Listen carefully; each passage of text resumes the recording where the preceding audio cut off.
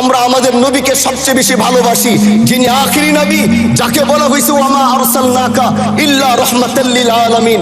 আমরা বারবার দেখছি কিছুদিন পর পর কারা যেন কিভাবে এসে আল্লাহ নবীর শানে কটূক্তি করে, নবীকে নিয়ে অশ্লীল ভাষায় গালিগালাজ করে।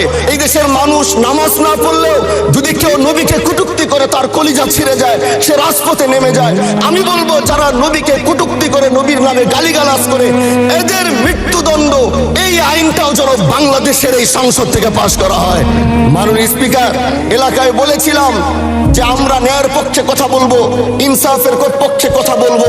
তখন অনেকে হাত ধরে বলেছিল, হামজালা ভাই জাতীয় সংসদে যখন যাবেন একটু বললেন হাদি হত্যার বিচারটা যেন হয়।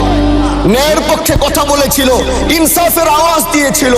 আমাদের মতোই যুবক মাননীয় স্পিকার, তিনি এই যে স্বপ্ন বলেছিল এক সুন্দর বাংলাদেশ করবার, রাস্তার ভিতরে সেই স্বপ্ন থামিয়ে দেওয়া হয়েছে।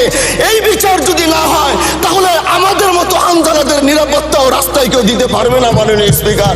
এই জন্য আপনার মাধ্যমে আমি বলতে চাই, হাদি হত্যার বিচার যেন সুনিশ্চিত করা হয়।